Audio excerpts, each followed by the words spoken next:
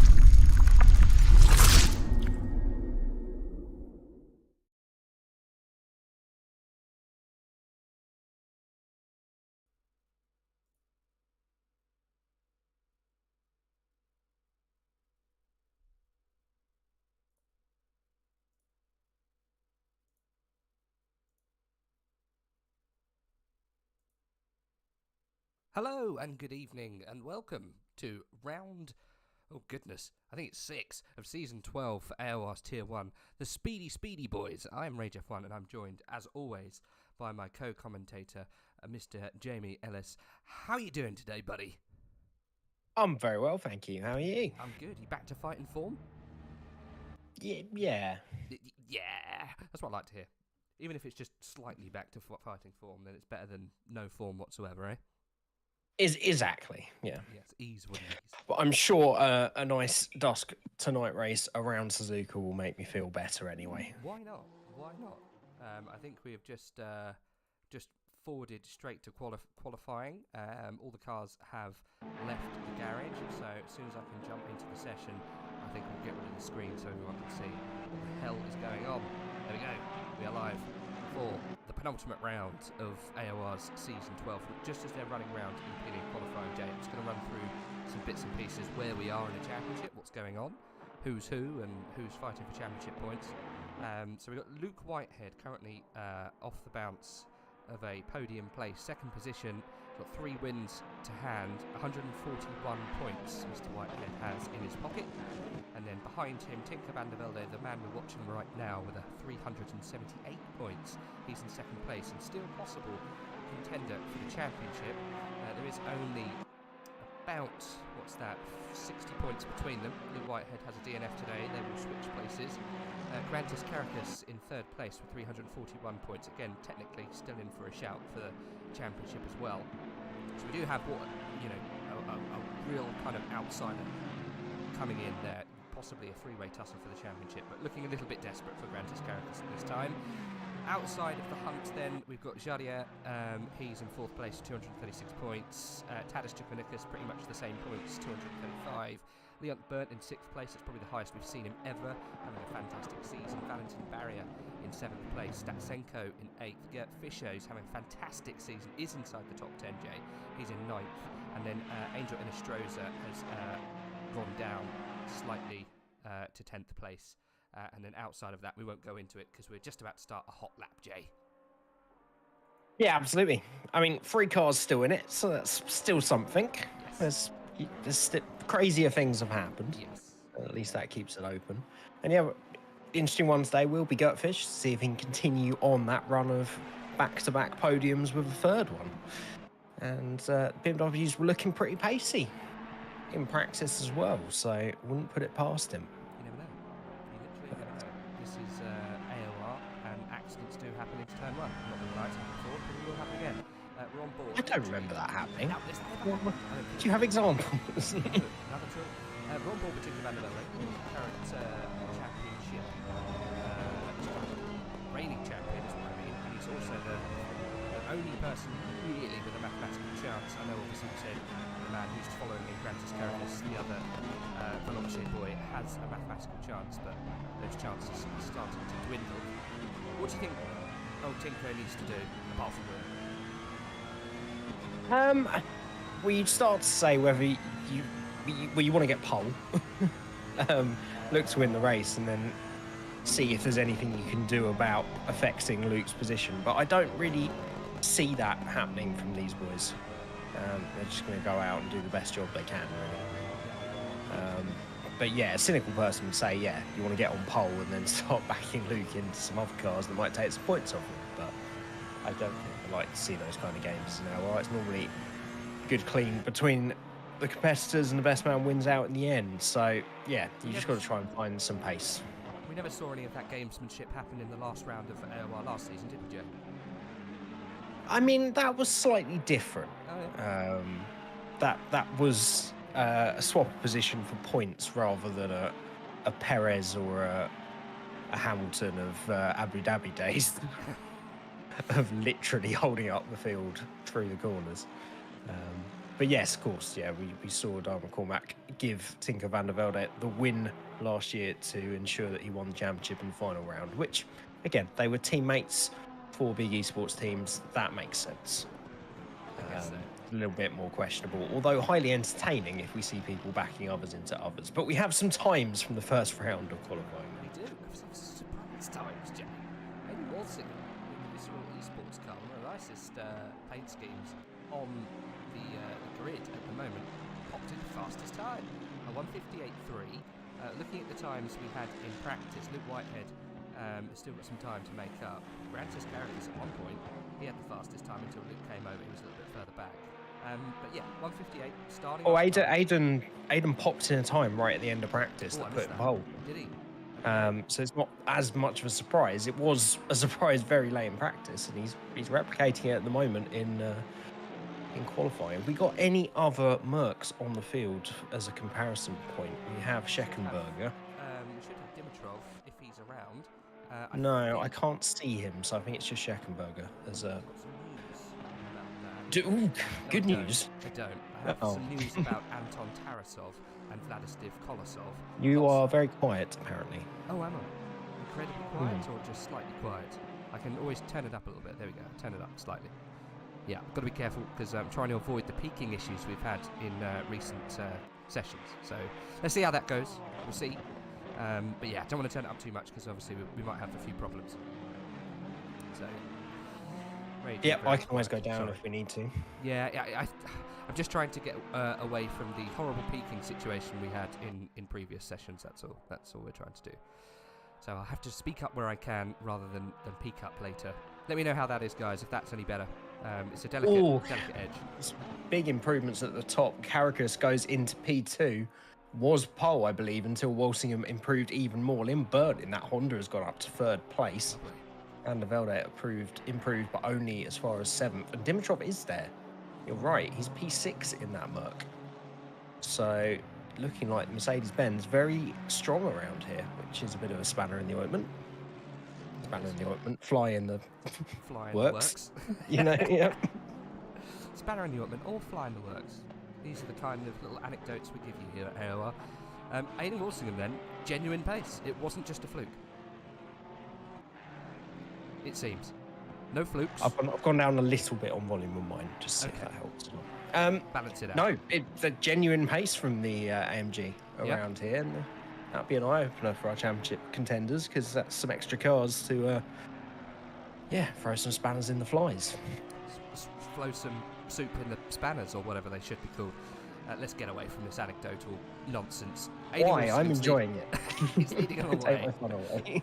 But only by, what's that? That's 1/100th of a second. It's not a big margin. From Grantis Caracas, who unfortunately found, God, are they Lesmos or are they...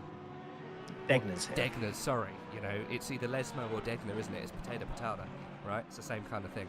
Yeah, they're only different consonants, so Yeah. it's quite easy to mix up. It's all the same, though, isn't it? Really. Yeah. It's all the same. They should really just do that, shouldn't they? Name all track corners the same. Yeah, all the same. Yeah. That's They what could just do right and left. Oh dear. Turn right 2, turn left 2. Then we're Going through the right-hander, followed by the right-hander. I think Rally have got it right, you know, or is it left? Oh, and then we'd have to work out angles. We'd have to do pace notes on the fly then. Oh yeah. Going into 4 left, easy right. Would that be in the ointment or in the works? That'd be in the spanners. Oh damn! God, I'm just lost. Luke Southall's gone into P3 Has it? in the BMW, confirming a strong pace of the BMWs this time as well. Gert Fischer's actually the 3rd quickest. As Apostle's now gone up into P3, improving. So Look at your we were led to believe it. That's fine. We were led to believe this would be a Porsche track, but I don't think maybe anyone had considered the AMGs and the BMWs. This could make for a very interesting grid indeed so far. Well, currently we've got Luke Whitehead, who's improving in 6th place. He's got 3 tenths in hand, so if you can get this one across the line, it is pole. Obviously, he's got half the track to go. He's just come into, I think, probably the end of the 2nd sector as he comes towards Spoon Curve, turns 13, 14. One of the favourite corners on the whole of the track, this. Named after the manufacturer of cars that I think piled a lot of money into actually making this. Daniel Navas going very wide ahead of him. That won't help him. A little twitch from Luke Whitehead as well. Yeah, you're a big fan of Spoon, aren't you? Yeah. As a manufacturer, they have made some lovely race cars as well. Or sponsored lovely race cars. But yeah, we'll see. He needs it at the moment. Only P6 for Luke Whitehead at the moment. He's not even the top Porsche. Let's try and get on terms with his Veloce teammate, Grant Caracas. As he come through the final chicane now. That's a lot of curb through the second part. Abundance of Seems curb. like it's okay. Have some track with some of that curb, please. Did he find some time? He did! Is it good enough for pole? I don't think it is. I think it's going to be 2nd row. Let's see what he does coming across the line. Hit his 2nd row. 3rd place for Luke Whitehead. With only arguably 2 more laps to go, Jay. Yeah, absolutely. He's coming in. New It tyres, please. shows he's got the pace in the car, but he needs a bit more than that. Our current pole sister Aidan Wolsten's just started another lap behind him. So we'll keep an eye on him and see if he can improve as well. But yeah, very close at the top as per usual here. Just 1.5 tenths covering the top 6. Jardier's improved in the Honda up to P7, Lee up to P8 in the other Honda. Still not the top Hondas though. That is Leon Burt's honour at the moment, which is a little unusual for this season. It is. Something else that's quite unusual. Gert Fischer not inside the top 5.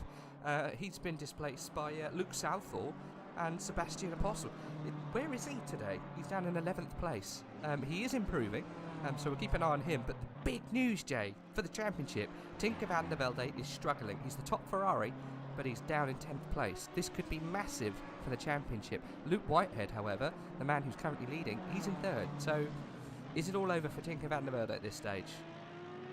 Well, the usual suspects in the Ferraris, I mean, yeah, you got Samir Forsh down in P13, Jura Petrchenko, our pole sitter, last time out down in P19, so suggesting it's not a Ferrari track, so is suggesting he's going to have to rely on something happening to Luke, or he's going to have to pull out the lap of his life. Yeah. But for the championship, Grant Caracas is ahead of Luke at the moment. We can at least take that. Yeah, we'll see what they do on their final runs then.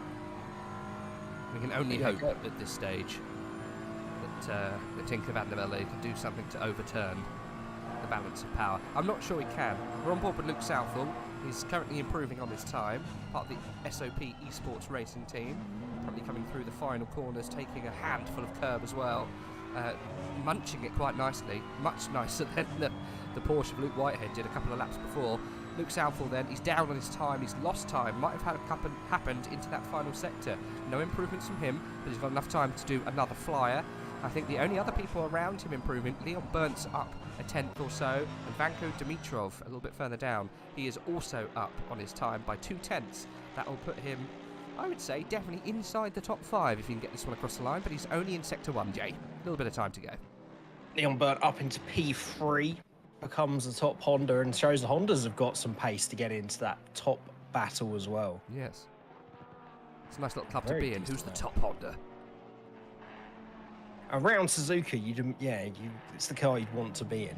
Yes. From a fan perspective. From a pace perspective, it hasn't looked like it so far, but that's a good improvement to show that they can get involved in the fight for pole as well. We shall see. We shall see indeed. But we've got no improvements inside the top 10 at the moment, apart from Alexandra Lee and Vanko Dimitrov, which I How's think... Gert Fischer doing? I know he's halfway around the lap or coming to the final sector. 1/10 up at the moment, so a little bit of time to find. The person I'm looking at the moment is Vanko Dimitrov. He's in P9. He's currently up 2/10. So is Alexandra Lee. I think he's quite close. Giardi is down 3/10 just behind in the picture you can see there. If Vanko comes across the line here with 2/10 in hand, could put him inside the top 5. So he's got to hold on to that time. I think he's actually lost it there. Sorry, yeah, Jake. he went very wide in 130 up. Oh, he's lost it all. I think he might have invalidated there, yeah. It's a shame. Gert Fischer does improve up to P5 then. Good stuff. Oh, lovely livery today for Gert Fischer. He's changed it. He's not yellow anymore. It's just black for me. Oh, so that suggests that the livery started working. You have it, I don't. Yeah, it looks fantastic today. So we're happy to have a look at that as and when. Well, want to turn out for the books. The current leading Veloce boy, Grantis Caracas, in second place. Aidan Walsingham, he has genuine pace and he's held on to position, Jay. Only 40 seconds to go. Grantis Caracas so could Walsingham's technically just improve. started his last lap. Whitehead has just crossed the line, not improved, so he'll have one more as well. Do you reckon he's gone for the double bubble as he has done throughout this season? Go for another shout before the end? It looks like it. We'll have to do it on this lap because he was 3/10 down last time around. We've got them all in similar. Well, they're all in roughly the first sector. So Aidan Walsingham, Luke Whitehead, and Leon Byrne. See if there's anybody ahead that could improve. Walsingham's just ahead of that as well. Van der Velde on a lap as well. Gert Fischer, Lee. Yeah, Lee's probably the top of those top 10 to cross the line next then. On board with Luke Whitehead currently. He's in 4th place. He's not improving, Jay. He's struggling for time. I think the time is in the final sector, really. He seems to have made a lot of mistakes around that kind of time, either if it's curb related or not too sure. Grantis Caracas, his teammate, has pulled it in. He won't get any higher than P2, but it shows him the pace is in that car for a couple more hundredths if he can get it. And technically, he's been tenths ahead of his teammate this season, so it could just be Grantis's day. You never know. Leon Byrne calls it a day in 3rd place, no further from him. We're on board with Luke Whitehead. He's found the 10th, Jay. He's got a 10th in hand. This could be a pole position switch around. Aidan Walsingham is also on a time as well. No improvement at the moment that we can see. We could have a run to the line here, Jay. Where is Aidan currently? He's off the track on the second to final corner. No improvements from Aidan Walsingham then. Luke Whitehead coming through the final few corners. He's lost that 10th, Jay. Will he get it back through the final sector? Huge amounts of curb taken. Too much curb, you might say. But has it actually generated any time? He's running down to the line. I think he's going to struggle here. I don't think we're going to have an improvement. What can Luke Whitehead do? Is it an improvement big enough to change the lead at the top? And it's not. Second row. A couple of hundredths, not enough, unfortunately. Maybe lost it all in those final 2 corners. And that shows Van der Velde did improve on that last lap up into the top 10, but it's only good enough for 9th for our 2nd in the championship at the moment. Angrily. That's a great top 3. It is. Multi-manufacture as Apostle pulls it in. Luke Southall behind him. Whereabouts is he? He's also in the pit. Okay, no more from him then. I can't see who actually is out on track at the moment. I think it's only in Stroza, and he comes across the line and finishes lap, and he finishes 22nd. Well, there you go. What a final few cars, and a complete jiggle around of what we normally see, Jay. Yeah, I mean, firstly, shout out to Aidan Walsingham, because that's a brilliant pole lap in that AMC G Mercedes to beat Caracas. Leon Byrne as well in that Honda. Not normally the top Honda, and he's managed it that time around. The BMW's not quite as strong as I thought, but we're talking a 10th. There were 3 BMWs within a 10th of the pole, so... I thought this was going to be a Dust Tonight race. Maybe I got that wrong. What time are you starting? Oh, Uh, 6 p.m. It will be a dusk to dark. You're fine. Oh, it is. I haven't got a clock on board. It just looks a lot brighter than it did before. The old clock switcheroo. But yeah, that's a top 10 that I think is going to produce a fantastic race, hopefully. Yeah. Well, interestingly, Jay, at the moment, we've got a track temp of 31 degrees. In the previous session, it was much lower than that. So we're going to go from a hotter track temp down to lower. So what's that effect going to have on the tyres? They should be able to go longer. So we might see some people push that envelope a little bit further, see if they can, wheedle out a bit of time, change the pressures on the tyre change, and maybe get some more time that way. So we have to keep an eye on what that track temp does. But I would say that's going to come down a couple of degrees, and that could come into it later on, especially in the second session. So you might see some either changes straight away if that temperature falls quickly. If it doesn't, then, I guess they might go longer and make use of it. Let's see. Let's go through the top 10. Do you think that would be a factor, the track temp? Surely it's got to have a tyre effect. It's definitely a factor. The bigger factor of it is going to be getting the pressures right at the right time, because if you stopped halfway through and the temp's going to then drop another 5 degrees, then by the end, your tyres are going to be out. So it's whether you gear those tyres the second stint towards the temperatures that you're coming out in, or the temps you think is going to be by the end. So you could see some variations in pace between that stint and the first stint. Quick maths. So if someone runs away with it, let's say Aidan Walsingham gets a flyer, but later on in the lap, you could see the likes of Grantis Caracas, Leon Burnt coming in after that pit stop and really pummeling him for time because the tyres didn't work out for him after the reset, after the pit stop. Hey, we're going to see lots of strategy calls. Whether it's going to be a quick in and out, I don't know, or whether it's going to be a long push to the end. Let's go through the top 10. I've only got a minute and 55 to do this, Jay, so let's see if I can get it right in one crack. Aidan Walsingham, first pole for us, as far as I know. He'll be starting on the front row with Grantis Caracas ahead of his teammate, who's Luke Whitehead, and Leon Burnt on the second row. Sebastian Apostle, first time we've seen him inside the top 10. He'll be joining Gert Fischer, as it's a WCR third row lockout, which is nice to see. Gert Fischer apparently has been promoted. He switched from Pulse to WSR, so that's why he's got a different paint scheme. We got an answer. Fourth row will be Alexandre Lay and Luke Southall, again strong for the BMWs. Got lots of more BMWs than any other manufacturer, I think. Just about. It's even with Hondas, but anyway, it's good to see them up there. Tinker van der Velde and Remy Papin, fifth row of the grid, and the highest Ferrari, the only Ferrari inside the top 14 cars, which is nuts. So good to see that happen for Tinko. At least he's made some improvements. Sixth row of the grid, we've got Jardier and Peichmann. And then seventh row, we've got Vanko Dimitrov and Valentin Barrier. That's how good Aidan Walsingham did. The only other car, a Mercedes AMG, is in 13th place. Fantastic qualifying from him. Like I said, he'll be with Valentin Barrier on the 7th row. 8th row will be Samir Foch and Nikita Bogrodotsky. 9th row will be Krzysztof Makowski and Julian Naumann. 10th row will be Jura Petrchenko and Tadeusz Jepvenikus. 11th row will be Stukenberger and Angel Inestroza. Andrew McWilliam, he's had a bad couple of races this season, unfortunately for him. He'll be joined with Ayrton Manisha, and that will be on the 12th row of the grid. Let's Mato and Philip Slasky on the 13th row of the grid. 14th row will be Jonas Fawkes and Jamie Nuttall. 15th will be Cody Sherritt and Arthur Patet. And then we've got 16th row, Daniel Navis, Mattia De Campo. And at the back, we've got Matteo Naldi bringing up the rear in the Aston Martin. And I think, again, for this race, who's obviously doing a last-to-first situation again. Yeah, let's say that.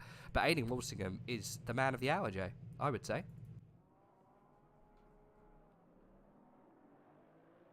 Is he there? Is he here? Is he with us? Or did I send him? I'm not unmuted. Oh, brilliant. No problem. Lovely. Yes, brilliant pole lap. It's going to be interesting to see how he deals with the pole position and whether he has got the race pace to match that brilliant qualifying lap. But yeah, it's going to be interesting with the BMWs clearly so strong as well. Yes, they've matched the number of Hondas in the top 10, but we're used to seeing the Hondas up there. BMWs, it's been almost exclusively Gert Fischer the last couple of races. So yeah, let's see how they all race. And it's going to be the strategy, as we said, to come into consideration as well, especially with the track temp changing probably quite dramatically during the course of the race. Yeah. I think, the real discussion here is whether he can handle the pressure of leading that grid away First time we've seen him do such a thing, so it could be a little daunting for him. How he handles the pressure, how he deals with that, I think is going to be the main point of scrutiny. Look, guys, if you want to follow the timing live, you can do on the pit wall link below. If you want to see what kind of lap times they're doing, who's the man to watch, what kind of battle you're looking at throughout the grid, you can do on that link. You also get a link to the stream on there if you want to watch the stream on that website as well. You can. Feel free to share that if you want to on socials. Can Luke Whitehead then really press Leon Burnt? And will the team switch around? You know, obviously, Grantis Kerikis has still got shouting championship. You know, what do you say in that situation? When does Luke Whitehead go, look, man, you know, time's time. I'm fighting for the win here. I really need that win to keep my championship hopes alive. Tinko's only a few positions behind. You know, what can you do? I don't think that's going to come into it just yet, though, Jay. I don't think we're that far along. I don't think the gap is that big enough. No, and I think it's a completely different approach when the team driver you're asking to let through still can mathematically win the race, win the championship. Yes. Which Grants can. So, yeah, I don't expect to see any of that today. That's the kind of last round, you're mathematically out of the championship, and it's very close sort of move. Getting there, Grantis, you know, if we don't wish it on him, but if something terrible was to happen to Luke's race today and he scores none or very little points, Grantis starting P2 is then almost caught him up in one race. So, yeah, I don't think we're going to be seeing any of that today. Yeah, it's a shame. Well, we'll see.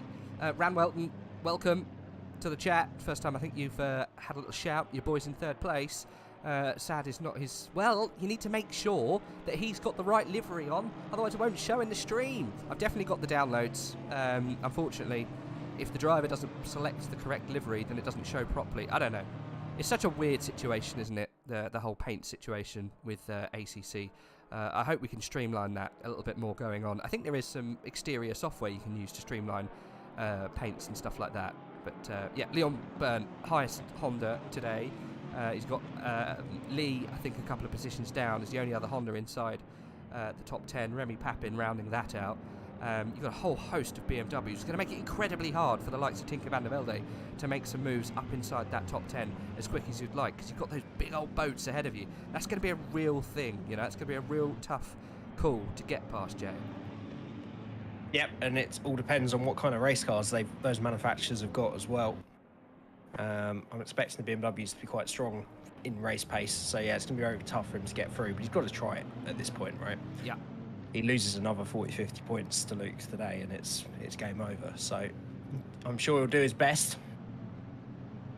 I hope so. I definitely hope so. Keep an eye on that track temperature, guys. I think it's going to play an important part in this round, at least. I think we might have some crazy changes to the tyre strategies leading on to the second part of this race. But at the moment, we've got Aidan Walsingham going down towards the final green light to start this penultimate race of the 12th season AOR Tier 1. They're going down towards the first corner. We haven't got anyone challenging yet. Grantis Kerikis is looking very, very, very racy. Luke Whitehead on the outside there of turn 1. He tried to make a move, but it hasn't happened. We're on board with the driver. The current championship leader goes for a dive into turn 2.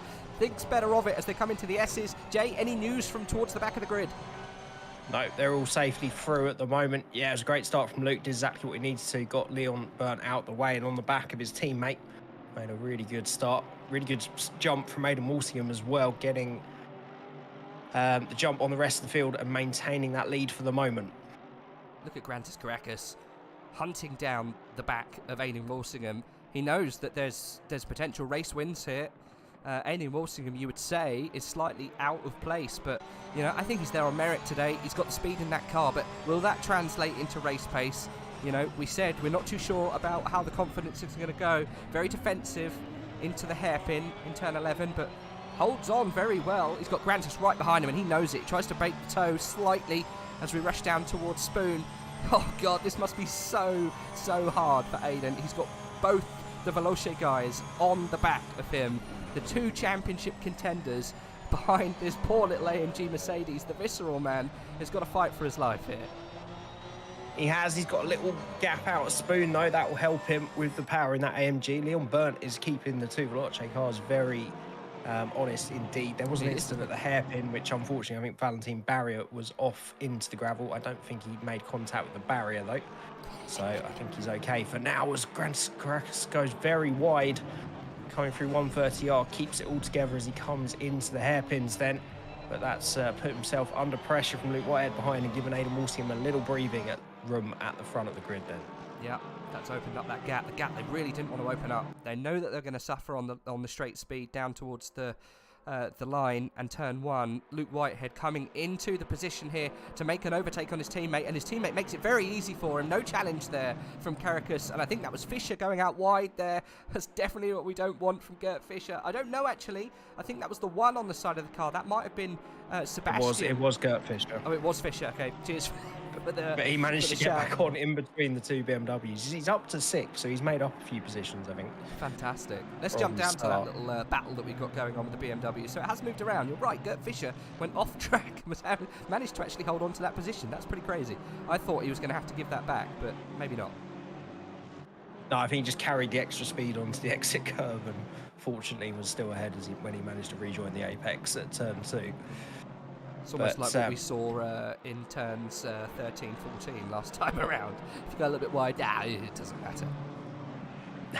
That was a very different interpretation of the rules of track limits. So the one I think you're talking about is someone trying out the Spanish Grand Prix track layout change for this Getting year used to last time out. Just getting used to exactly. it. You know, trying those different karting lines, man. Whether they exist or not, they're there. Exactly. If you don't try, you don't know. But to be fair, Aidan Walsingham has definitely settled down after taking that pressure from the two Porsches early on, and he's now extended that gap to 0.8 of a second. And then from Luke Whitehead in second place, it's still nose to tail all the way down to Remy Papin in P11. So all very close and competitive between the top 10 at the moment, which is going to make this race very interesting, I think. I think so too. It's incredibly close, and we've got a lot of BMWs in the fight here. So it looks like we've got the purple. Oh God, I'm going to pronounce this right. Is it WCR? WSR. Sorry, the purple WSR boys behind the SOP Sportsman of Luke Southall loses some time on that final chicane, and he's actually going defensive, I think, to Alexander Lee. Let's see how they go through into turn 1. He does cover the inside, but no need. I think Lay was just that little bit too far back. Gert Fisher loses position, I think. That's Sebastian up 1, by the way. Gert Fisher is the trailing purple boy. That's the order they were in. Didn't see the switcheroo, though. Not sure what happened. Gert Fisher was 6th. Oh, okay. I thought that's where he came. You're right. He went wide and then lost the position, right? Last lap round. He kept the position, essentially. Okay. He went wide and still rejoined in the middle of those 3 BMWs. Okay, got ya. I thought he lost the position. Mini Simeon joins us and says, "Damn, I missed the start. Morning for you at least. Evening for everyone else. No changes so much. Aidan Walsingham is the big shout. He's the Visceral Esports AMG Mercedes in P1. He's leading away the two Veloce boys in 2nd and 3rd place. They've swapped around. Caracas out qualifying his teammate. Luke Whitehead was in 3rd. He's made up for that. Leon Byrne, a surprise Honda, in 4th place. And then we've got Sebastian Apostle, who we're watching from the visor of Gert Fisher in 6th place. Luke Southall behind, Alexander Lee and Tinker van der Velde. And Jade in 10th, rounding out the top 10. Jade has had a good start here today. Yeah, the Hondas look to have a good race car. They're looking pretty aggressive at the moment. Remy Papin on the back of him as well. Also, Dimitrov, who started in 13th place, he's got damage on the back of that Mercedes, but he's holding on to this pack. And looking at the pace of Aidan Walsingham out front, wouldn't surprise me if he starts making an impression into that top 10 after too long either. He was a good 3 or 4 attempts quicker than the fighting group ahead of him last time round. But yeah, the Honda's looking pretty strong around here. They should have the straight line speed to make a move into turn 1 if they can find a victim to do so. But yeah, they're all sort of just feeling each other out at the moment, aren't they? They are. And seeing what the pace is in the top 10. The one that's becoming a bit disconnected is Tinko van der Velde, unfortunately, in P9. I think that's the gap that Jardier is trying to exploit at the moment. Yeah, I'm just trying to work out where that is on the screen. Oh yeah, I see what you mean. Yes, you got Jardier just pounding him, and then ahead of him you've got Alexander Lee, the black Honda, just behind the gaggle of BMWs. And that's obviously Tinko, the current reigning champ, and obviously fighting in 2nd place to keep his championship hopes alive, which I think after this race might be a little dampened, but we'll never give up hope, in the words of Tinker van der Velde, because you never know. we'll see how his championship hopes are, at the end of this race. It's not looking good though at the moment, Jay, is it? He's really wringing the neck of the car. I'm on board with him at the moment. He's trying. The back end was massively out through the S's, and then through the Degnas he was out on the curb, almost in the gravel. But he's doing that to find pace. He's pushing it so hard. He is finding the pace to start catching the guys ahead in front, but it looks very on the edge. Yeah, I mean, looking at the guys ahead of him, it's just car performance versus track, isn't it? You know, you've got the BMWs who are somewhat out of place. As he goes defensive to Jardier into Spoon, that's going to offset his exit. Double apex corner this. Takes the second apex nicely. Good drive off that corner. The commitment on the exit of that corner was somewhat heroic from Tinker van der Velde. He lit it up before he even thought he could possibly do it. I mean, you can just see the straight line speed of that Honda as he munches tenths away from that fantastic exit. And he might have a run here. Has to get out of it into 130i. That was Alexander Lee going very wide just ahead of this little gaggle, but doesn't pay a price for that width in 130i. Jardier almost collects the back of Tinker van der Velde on the brakes, coming down towards the hairpin, and that's going to give a bit of breathing room, but he'll, I'm sure, pull back up into that rear end before the end of the straight, because that Honda is mighty on the straights here. Yeah, this is obviously a different collection of tracks and therefore a different bop, the Intercontinental pack, and I think this is where the Honda was strong even before it had its renaissance. So yeah, it wouldn't surprise me if they got good straight line speed around here, and he's proving to beat. This is where he's struggling against Tinko. This is where the commitment that he's putting into that Ferrari is paying dividends. It's where it was the last lap as well. He's just so committed through the S's and the Degnas. He just pulls out that little gap, and then Jardier has to reel it back in the second half of the lap. So Ferrari not completely hopeless round here, not in Tinker van der Velde's hands anyway. It's just the second half of the lap where he seems to be struggling. Yeah, I'm watching on board with Jardier at the moment. Remy Papin is actually surprisingly quick. He's right behind him in that second Honda. So, you know, Remy's going to be looking for a way past if he can't get past Tinker van der Velde. So if he gets held up on a straight again when he does close this gap, which inevitably I think he will, he's got Remy Papin knocking on the door, so he's got to make the move at some point. But Tinker had a much cleaner lap that time. He's got a little bit more space, but crucially, the race ahead of him, unfortunately, is starting to evolve a little bit. And Alexander Lee is just holding on to that. But it's Luke Southall, Gert Fischer, Sebastian, and Leon Berndt who are all in that chain together, chasing Grantis Caracas and Luke Whitehead. And Aidan Walsingham, on merit and pace, is 1.2 seconds away. He is making that gap, Jay. But crucially, we've lost a degree in track temp. We'll probably lose a couple more in the next 10 minutes or so.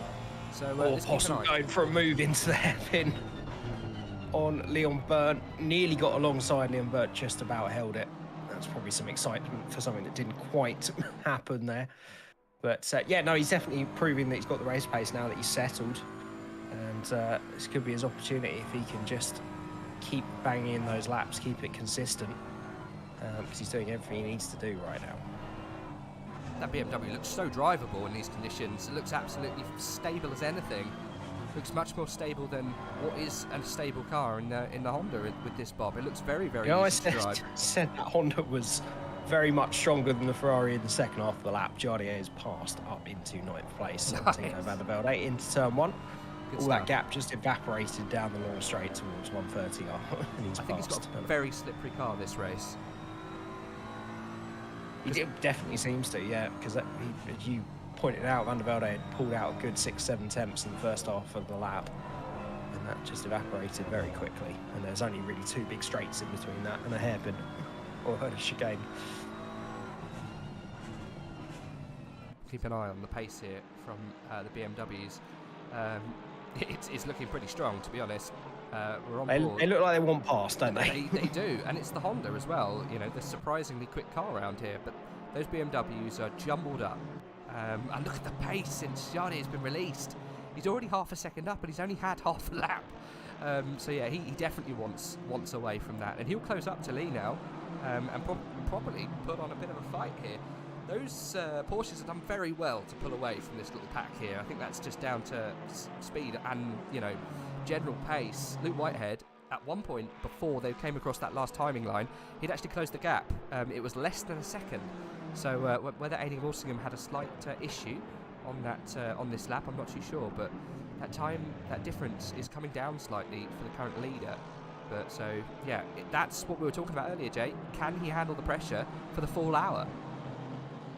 Well, that's it. They're definitely keeping that pressure on and flying formation at the moment. But Sebastian Apostle is looking to make a move into turn 1 on Leon Burnt for 4th place. Then he's got the inside line. He's braking a lot later. Leon Burnt trying to cut back underneath. Sebastian covers off the apex to make sure that doesn't happen. And that BMW is released. And I've got a feeling we're going to see what the pace of this BMW is now. Yeah, because the thing with Leon Burnt, the BMW cruised past in a straight line there. And Jardier was seeing the straight line speed of that Honda. So Leon maybe has that car set up for the corners, not the straights. So he's definitely been holding up the BMWs. So we'll see if they can get involved in that top 3 battle, or at least Sebastian can now. He's been released up into 4th. Yeah, I mean, it's great to see Sebastian up in this kind of position. But I think just generally, if that performance in the BMW is as good as we can see, I think those Porsches are in trouble. I really do. Now he's been released, especially if he gets his teammate up with him. If Gert Fischer gets released too, they could really fight here. Let's see what happens. Let's see the difference in the pace between these cars. Oh, 100%. He's already got himself half a second on Leon Burnt. So I mean, he has lost a little bit of time in the hairpin there, but I think there's going to be a real trouble for the 2 Porsches if the pace continues to evolve the way it is. Let's have a real good look at this, actually. We've got, obviously, let's see what happens this whole lap, because... Just before you go into that, yes, I'll just update that. I was wondering where Dimitrov had gone. He's pulled the trigger fairly early, as has Remy Papin, who was just behind Tinker van der Velde. Oh, so wow. 2 early pitters to keep an eye on in consideration for when any else of the top 10 start pitting. I think Dimitrov unfortunately had damage to repair as well, so he'll be a little bit longer in the pits. But yeah, Remy Papin will be the one to keep an eye on in terms of once those top 10 start to pit. Yeah, I was just going to look into lap times for Sebastian and whether he's actually on merit, got a chance here around the guys in front of him. Obviously a little bit down on pace there because he had to overtake, and he overtook into the first corner. So let's see what happens on this lap, if he's got the pace to catch up Grantis Caracas and Luke Whitehead. At the moment, that last lap gone was a little slower, but his best lap was a 1:59.6, and he was running behind the Honda. Considering that Luke Whitehead and Grantis were running somewhat in clearer air, there's a 59.5 and a 59.7, so right bang in the middle of them. So technically, Sebastian at the moment is lapping slightly faster than Caracas just ahead. So we could see a change, but I think this is all going to be around pit stops, to be honest, Jay. And who's going to get it right? Eyes are definitely on those early pitters. You're right.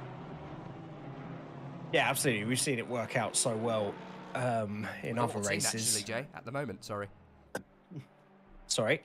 We got lots in by the looks of things. Or are they Oh, we calling got it more day? on this lap, yeah. Peachman, Foch, Naudi and Patit decided to pull the trigger early as well. So it's 15 minutes in, so still a fairly decent chunk of the race to go, but it gives you a decent undercut if people are halving the race.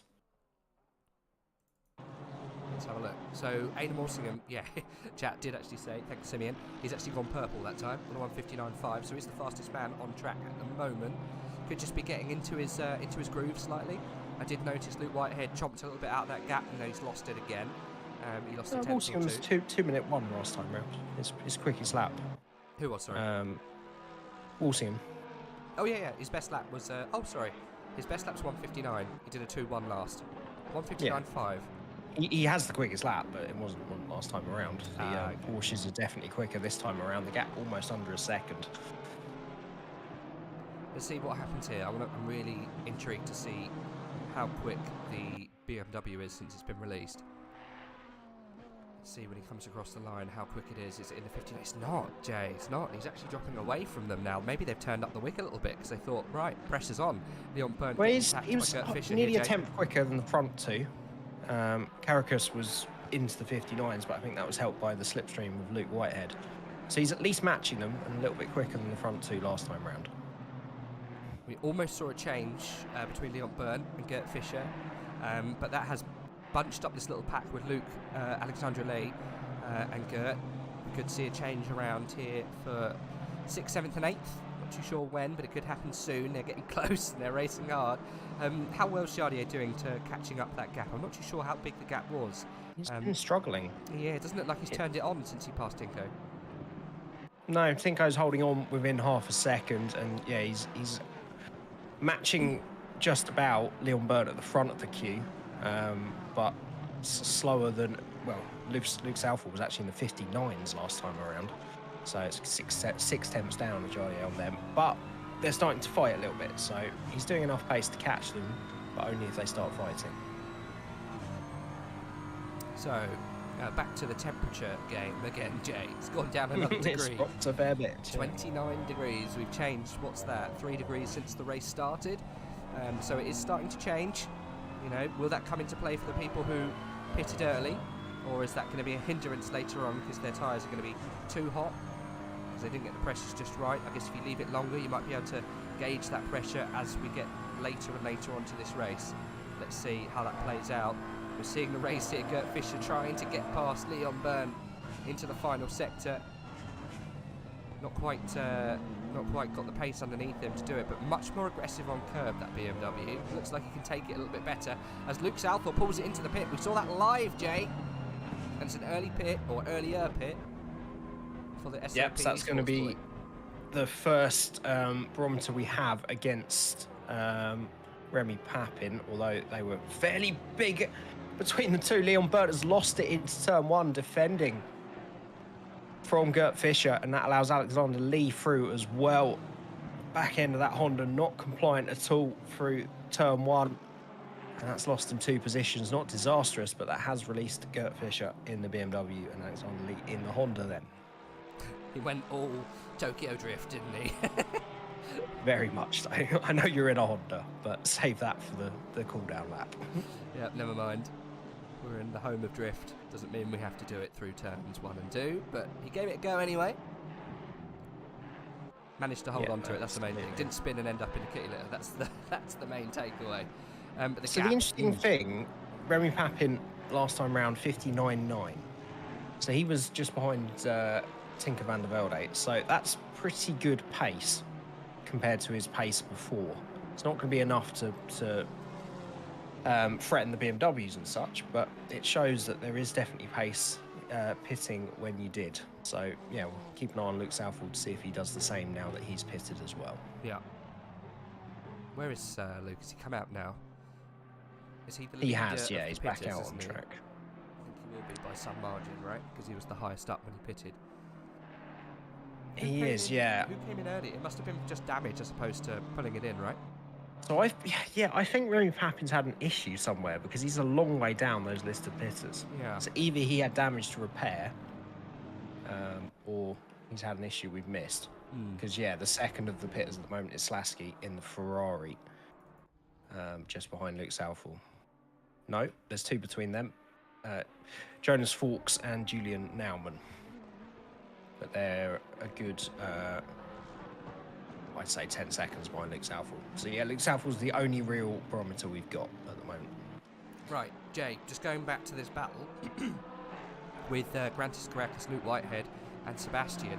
Sebastian is faster currently, quite a lot faster last time around. The 2 Porsches were able to pump in 2 minutes and 4 tenths, whereas Sebastian was 2 minutes and 4 hundredths, so about 4 tenths quicker than the guys ahead. So he is closing that gap at a rate of knots. So as I said earlier, those Porsches could be a threat if they don't decide to do something different in this pit stop, or decide to come in a little earlier just to cover off, because at the moment I think it's their position to lose, although they are trying to cut down the man ahead. But they're going to have to try something different here, I think, if they want to hold on to position. It's gonna be a make or break situation at some point, because at the moment that BMW behind is faster. Yeah, it absolutely is. Looks like they got a better race car, at least in the second half of the stint. I do wonder if there was a bit of fighting between the 2 Porsches, because Grantis Caracas was crawling all over the back of Luke Whitehead, and they've lost a little bit of time to Aidan Walsingham, but not much. But yeah, the BMW is definitely coming for him, and that makes Luke Southall's proposition even more interesting as well. See how much pace he's got pitting early as well. If he's got the same as Apostle, then he could definitely be in this battle after the stops. Naumann just went quickest. after his pit. Where's Nauman? He's right down. He has the just order. gone purple. Yeah. Yeah, a 1:59.4. So the time is definitely there. The tyres are starting to go then on the cars. Oh my God, that's a huge amount of curb for the Porsches to be taking. Grantis Caracas tried to follow his teammate, and he absolutely chunked a load of the turf out, but managed to hold on. And no, didn't look like he'd taken any penalties. But look at the gap he was able to take just by absolutely munching that final little bit.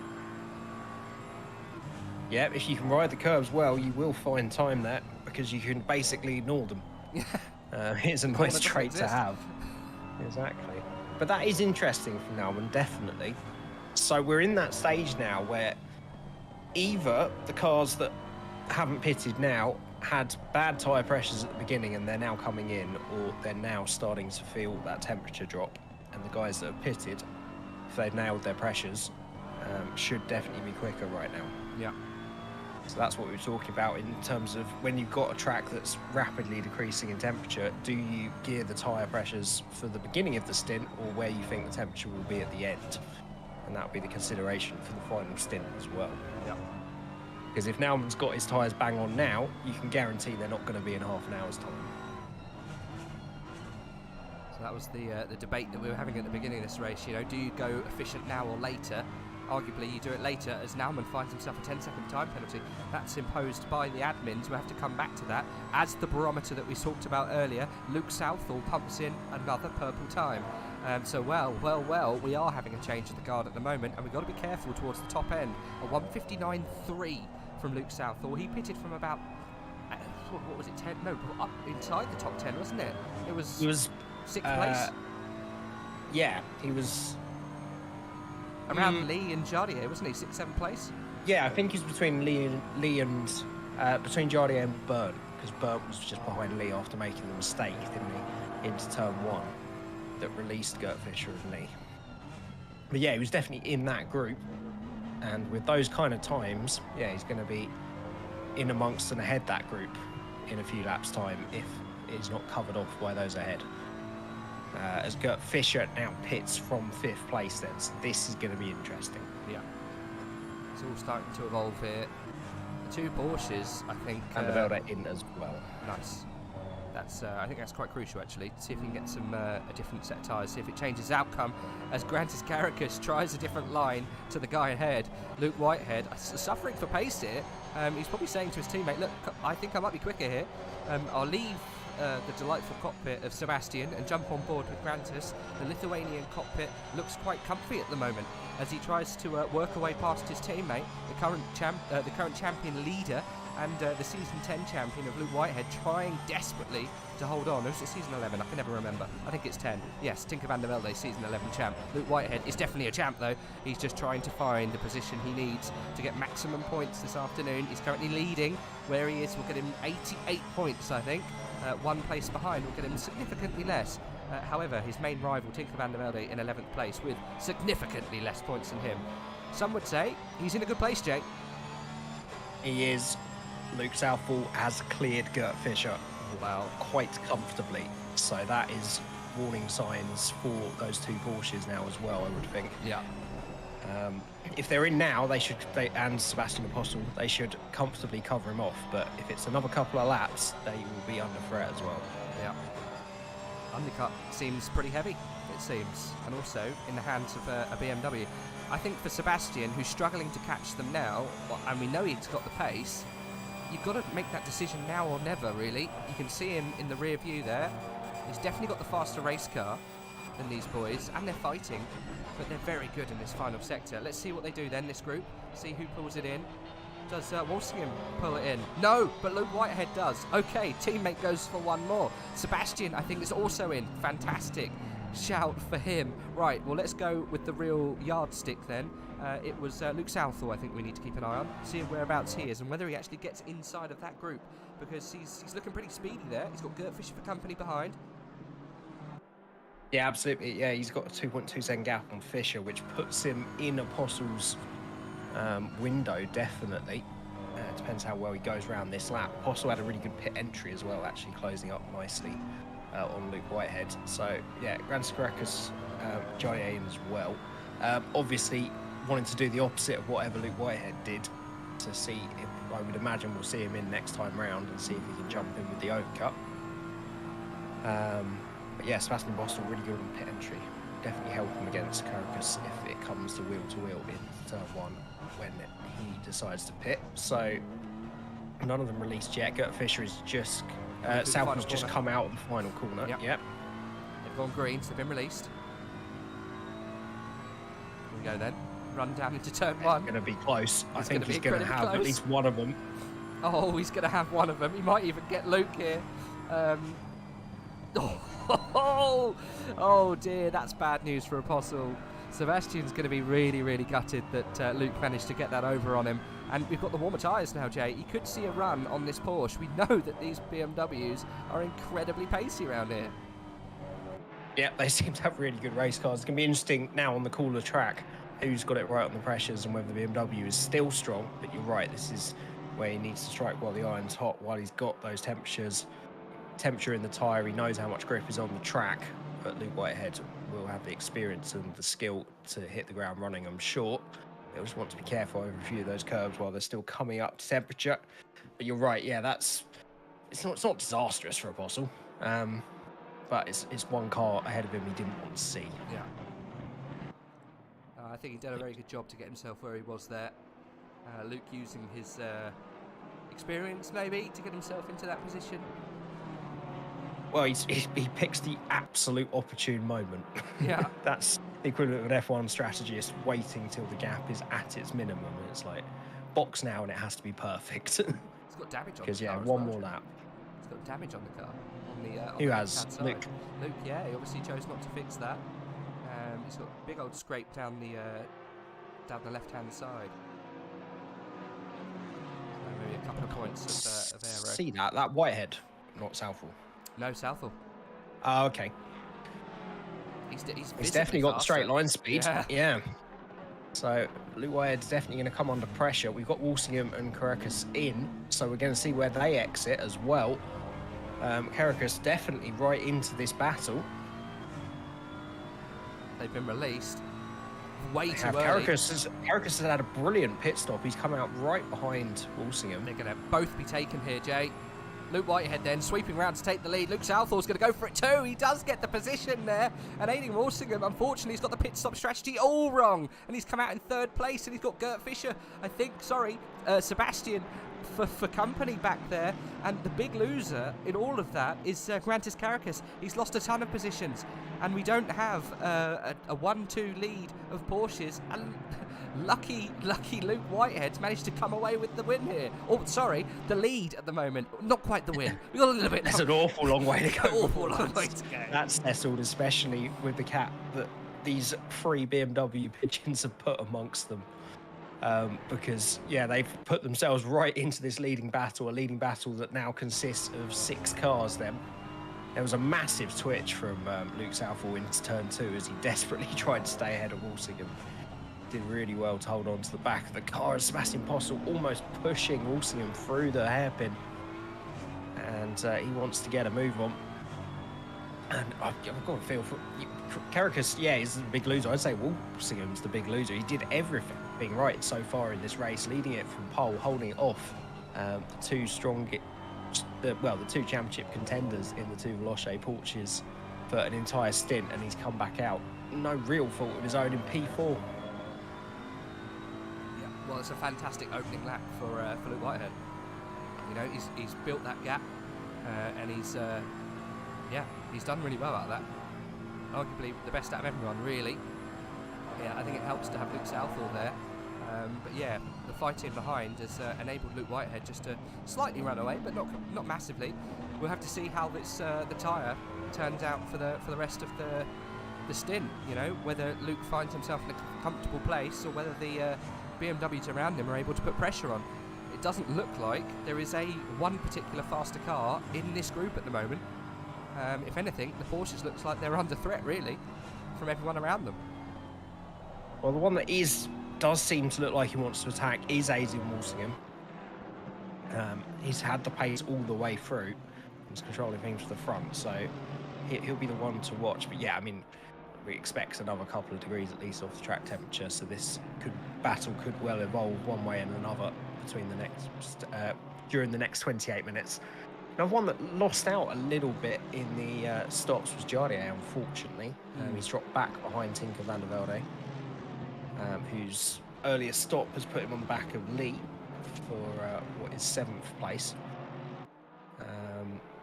And that just hadn't sorted itself out. It's Manisha that hadn't pitted, isn't it?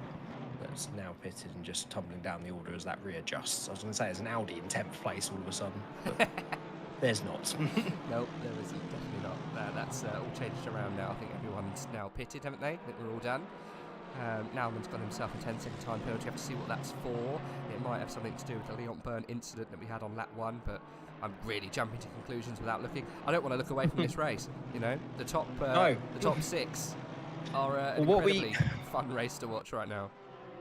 What we really need is for these guys to start clearing Luke Southall. I mean, he's done a fantastic job, but he pitted 15 minutes into the race.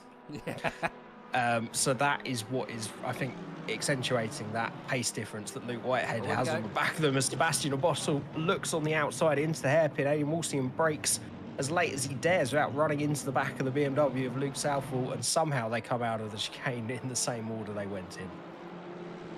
Yeah, I really thought you would take that there. Maybe not.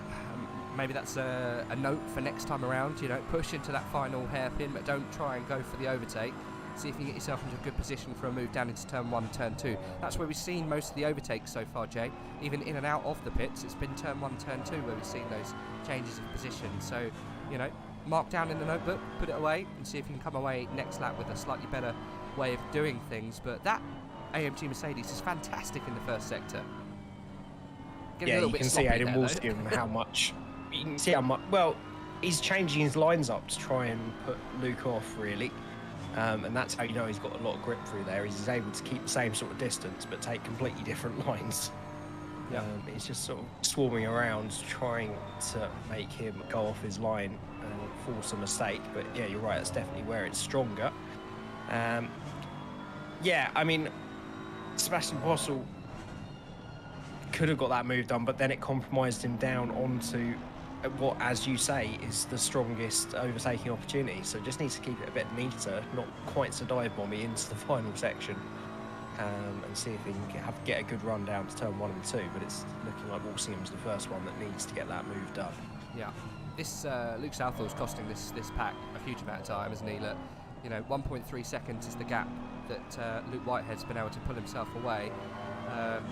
He hasn't released the pace of Walsingham and Sebastian. Grantis Caracas just behind him too. We're on board currently with Sebastian, but yeah, the big stopgap here is Luke Southall. Sorry, Jake. Behind him out there. Aidan Walsingham tried to make a move into 130R, and that's actually put him under pressure from Sebastian Apostle, who goes far too deep. He's going to have to, well, just cut the curb, apparently, in the second part, and Grantis Caracas has taken even more of an opportunity to then pass Aidan Walsingham. That all started, Aidan Walsingham thought about going down the inside of Luke Southall into 130R and had to back out of it as there's contact between Grantis Caracas and Aidan Walsingham, who was flashing his lights, wasn't too happy with the move into the final chicane. He's going to lose another position to Gert Fischer through turn 2. Disaster for our pole sitter, who is down in the space of a lap from 3rd to 6th. Oh, Aidan. That's, I mean, yeah, what do you do in that situation? Gee, poor Aidan Walsingham. Gert Fischer, though, absolutely fantastic couple of laps. Got himself up to where he needs to be. But I think this is natural position, apart from obviously Aidan losing out massively, but natural kind of position being resumed here. Sebastian did a fantastic job to get himself in a fighting position with these Porsches, and I think if he can now slowly push up, now he's not being hustled, even though he is kind of by Caracas. If he can break that Caracas chain, which I think he can, definitely down the straights, he can start attacking the back of Southall and resume this fight for the lead. And that's what we need. We need that fight for the lead to slowly come back into focus, because Luke Whitehead's managed to get himself another 3/10 on this battle that I only just saw a couple of laps ago that he'd already gained on them. So yeah, we need to get something going with normal kind of pace, otherwise we could have Luke Whitehead just completely running away. Yeah, absolutely. You can see from the times, Luke Southall has the fastest lap.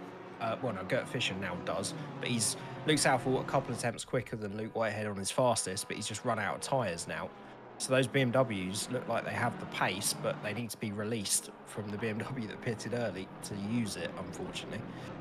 And Adam Walsingham, his best lap is still from that first stint because he's not really had a clean lap. I mean, you know, the faster cars are squabbling amongst themselves and ruining any chance they have here to get a good race on.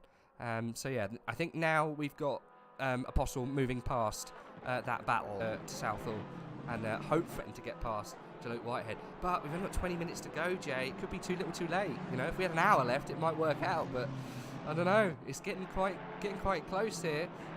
Look at the times. Look, the proof is in the pudding. 1:59.3 from Sebastian last time around, and Luke was a 1:59.7. So you know, the proof is there. And look at the time with Luke Whitehead, a 1:59.4. Sebastian, out of this whole pack, is the fastest man on track at the moment, and we're watching him live.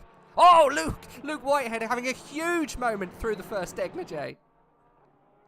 He's really pushing to try and get the most out of that car because he knows what you've just said, probably, that those BMWs, or the two that pitted at a normal time, have the pace to win this race, but they have to clear the traffic. As Aidan Walsingham actually tries to go around the outside of Gert Fischer into the hairpin. I wouldn't count him out if he can get some clean air as well. Those two are two of the two cars, along with Apostle, that can definitely shake up the podium, but they're all fighting between themselves. And Gert Fischer and Walsingham becoming detached at the back of that top six then, and they really need to not do that. They just need to get the hammer down, have a bit of a gentleman's agreement, and close back in on that group ahead. Yes, 20 minutes isn't much, but it's only 1.7 seconds to Luke Whitehead if someone can get the move done now, like Sebastian Apostle is looking to do on Southall. I mean, it's going to be a tough old overtake here. You know, yeah, it's equal car, obviously slight setup difference, and obviously Apostle's got a tyre advantage. But you know, it's going to be tough. He's hold on for a long period of time. He's not going to be able to run him down into turn one. So where do you do it? You know, you've got to work it out into a position that could come into, you know, to play for you. Will it be the hairpin of turn 11? Could it be down into 16? It's got to be one of those kind of overtakes. I don't think it's going to happen into turn one. Aidan Walsingham again went for the move on Gert Fischer into turn one. He's cut that beautifully in turn two. I think Gert Fischer's actually given that up into the S's. Walsingham's released then. But yeah, no, well, you can see Apostle's trying to find those different lines through the S's to unsettle him. But yeah, possibly the hairpin or somewhere unconventional. You've got to do it somewhere where the tyre grip makes the difference. It's definitely not going to be in a straight line. It's going to have to be off one of the medium speed corners where he can carry more speed. See how he is through the second part of the Degner then. Fairly even. It's a long way back to think about a move here. Be surprised if the inside is there for him when he gets there anyway. Much better drive. Luke Southall. Sorry? Yep, Luke Southall getting really out of shape on exit. Car sliding a little bit, and you're right, that's put Apostle into the toe, coming down to speed then. Yeah, crucially, Luke Whitehead's managed to eke out another 10th. It's almost a 10th per timing line. So a 10th per sector, Luke Whitehead's able to pull out in front of the guys who are fighting behind him, and it's giving him every single bit of ammunition to hold on to the end of this race. Only 19 minutes to go, Jay. We've lost 2 since we last looked, and we've lost a lap. And all the while, Luke Whitehead's cruising off into the sunset with arguably the slower car. But he's managing to do it because he's just really not abusing the car to get past. And he's not being held up by a big old pink beast. That is Luke Southall. Trying to get past is Sebastian Apostle. He could come for a race win here today if he can just get past this other BMW. It must be so hard to try and set it up for a change of position. And you've got Grantis Caracas looming in the background there, Jay. It's not giving up either.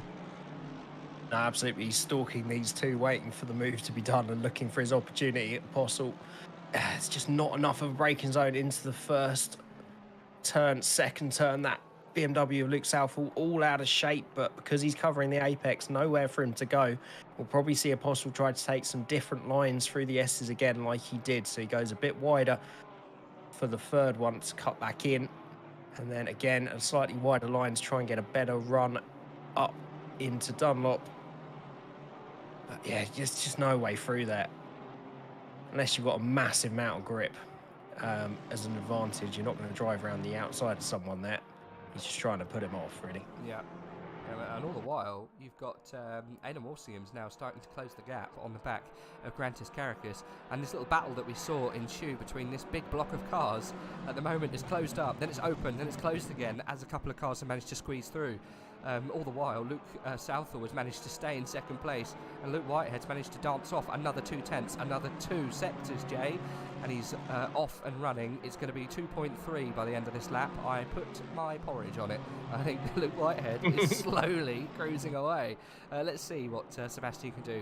Round probably 55 of trying to overtake Luke Southall here for Sebastian Apostle of WCR Racing. And aggressive Southall does to try and break the toe. Yeah, absolutely. So round 79 at this point, coming up to 130. See if he can keep the toe through it without the car getting too disturbed. Both of them pushed out wide a little bit, but they're pretty much evens through there. Later on the brakes, so you can judge that on the car in front. And Suzuka's crawling all over the back of him, but he needs to do that to try and keep up through the straights. Yeah, Adam Walsingham is the quickest car, he was last time around, of the top 6, now that we can see his real pace, and that's why it's a real shame that he's in that position. Yeah. He'll be a little bit, well, hopefully he's calmed down a bit now, but he'll be a bit frustrated that he hasn't been able to use that pace again. The second part of turn 2 is where Sebastian Apostle has got the speed, but again, nowhere to go as Southall all out of shape once again. Yeah. Well, Southall's completely numbing this race for Apostle and taking all of the tyre as well away from him because he's just bleeding pace trying to get past. I did notice Sebastian flash the lights down the straight because he wants to get past, goes for a little bit of a dive up the inside. That's going to help Grantis Caracas. We might see an attack here going into the 2 Degners from Grantis. He's got to cover off the line, make sure that Porsche doesn't get a nose, doesn't get a whiff. All the while, Aidan Walsingham is able to close up. Like you say, he's the fastest man inside the top 5 at the moment, Jay. Oh my God, this battle's hotling up. I don't know where to look at the moment. It's so exciting. What's going to happen? Can Sebastian keep the back of that big old pink BMW inside that little area? He's got a 5-second time penalty, Jay. He's got a time penalty. Chat were talking about it. They were talking whether he cut the corner, and he has. I didn't even touch on it. I didn't want the bad juju. The man who could win this race has got a 5-second. Yeah, we did see it, didn't he? Where we said he's just sort of ignored that curb and did hold the position. It's unfortunate for the race ahead of us, but I think probably deserved if it is for that instant we were talking about. But now it'll be interesting to see what he does then. Does he throw caution to the wind? Because he arguably might have the pace if he can get past now to pull out that 5 seconds, but he needs to do it now. So let's go over that. So inquiry 7 million involving cars number 1 and 70 on lap 17. So that's Sebastian and Aidan Walsingham, the incident that kicked off the decline of the number 70 car. So the crime is 5-second penalty for unsportsmanlike conduct, illegal overtaking whilst off the track. So there you go. It didn't go unnoticed. So even though if he does get past Luke Southall, he's got 5 seconds to pay. There's your prison. You're going to have to sit in it, unfortunately, Sebastian. The win could possibly be on the table for the WCR man. He's somewhat snatched away because he didn't give the place back to the guy behind. And unfortunately, you know, that happens in racing. Sometimes it's not possible to give the place back. You know, what do? Do you carry on? You know, do you settle back into your rhythm? I mean, if the only way that you can get round someone is by leaving the track, you know, and another car gets through as well, how can you give the position back? It's a real conundrum that I'm sure everyone who's been in sim racing has been in before. You know, do you wait and do you lose the positions yourself as well? It's a real tough one, and unfortunately I think Sebastian's going to pay the price. Yeah, that's the issue, isn't it? Without live stewarding and someone being able to tell you to give the position back, or a teammate, team radio, team engineer that can see the incident from the angles you can't. In the heat at the moment, you have no idea, and you might be giving up a place unnecessarily for something that might actually be fine. But you'd think he would have known how much curb he took, but we have seen some Porsches take that much curb through there. But not maybe with all 4 wheels as he did. So, yeah, it's unfortunate. I don't think it's necessarily too light because, I mean, what would he have been? 1, maybe 2 cars back in this train? if he hadn't have held on to that position. Yeah, I mean, It's at least enough to cost him the positions that he had, unless he can find a way past Luke Southall to get 5 seconds down the road. I don't think it's too late. I think, well, you know, what opinion do we have? To be fair, it is what it is. I think it's a little hasty. I think, but anyway, it doesn't matter. I want to see what I think his best chance is. Very oddly, is turn 2. It's where he seems to have the pace, but he has to find an angle to get his car alongside. As Rantis Karikas is going defensive into turn 1, we'll see him trying to go around the outside of him. Hanging it all the way around the outside of turn 2, can't find a way around, and they stay where they are. Actually, Luke Southall's a lot more composed through turn 2 that time around. Yeah, well, this battle is starting to heat up with Aidan Walsingham switching on those later tyres now. The guys who got the jump done earlier on are going to start paying the price. All the while, Luke Whitehead is 3 seconds away now. I think the race for the lead is somewhat over. I think really now it's just the race for the podium positions. These guys have been racing between themselves so hard that the race lead has somewhat run away. I think the only man who probably could threaten for that win has now been slapped with a penalty, and obviously Aidan Walsingham has, because of that penalty, Aidan Walsingham now also can't threaten for that position. So, yeah, I mean, it's a double barrel. We're not going to get not going to get the final finish we wanted because of the penalty and because of why the penalty was given, right? Yeah, exactly. But I think we're going to have an absolute scrap for P2 and 3 on the podium, because currently Gert Fischer nearly half a second quicker than that group last time round, nearly 7 tenths quicker. Alexander Lee and Tinko van der Velde, they're both in the mid 59s. They're almost onto Lee is onto the back of this group now, and van der Velde will be there in a couple of laps. That's why it's evened out again, 27 to 27. We've dropped 4 degrees since these guys are fighting. That's where they're getting the pace from. Yeah, but this I mean, this is the pace everybody behind Luke Southall should be doing. Yeah, 1:59.8, 1:59.6, 1:55.6.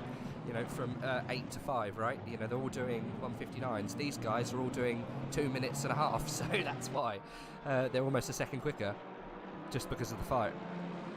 This would be some defensive drive if Luke Southall can hold on to this, especially with the incoming group of cars on the back of it.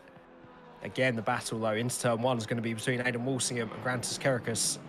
Aidan Walsingham again forced to the outside. We talked about turn 2. Apostle has now got alongside Luke Southall. Can he use the extra speed around the outside of the S's? No, he just makes the decision to cut back. I would have maybe just kept your car there. Yeah. He would have had to back out of it eventually, but might have forced Luke Southall to take a different line. And somehow, second to 5th are still the same order. Yeah, I know. It's absolutely nuts. All the while, Luke Whitehead's running away. Unfortunately, it's a non-issue at the moment. Congrats to him. Unfortunately, Jay, though, that's the championship running away. I think after this, it's going to be, all well and done. But really, we should be cheering for Grantis Karikas to get himself past, because that is really keeping the championship alive. You can also see the other man. Or Tinko van der Velde to make us. Yeah, I mean, he's the other man. Absolute dive bomb through this pack. You never know. He's down in 8th place. You can see him now, just going through turn 11. So yeah, I mean, Tinko could come back. He might have a faster race car in the second part of this stint, but he's got a lot of work to do, especially as everyone else is struggling to get past the BMWs. I did say at the beginning, BMWs might cause a problem here today, Jay. They've definitely kept it interesting. 100%. Maybe in the wrong way, but we're enjoying it now anyway. So, where's the battle's going to be going into the... Oh, Aidan Walsingham's got to run around the outside of Grantis Karikas into 130R. He's going to get ahead. Oh, they touched! He gets there. He's so nearly lost the back end, and I think that threw Karikas off. Forced him wide on the exit 130R. Absolutely munches the curb, Aidan Walsingham, and he's up into 4th place then.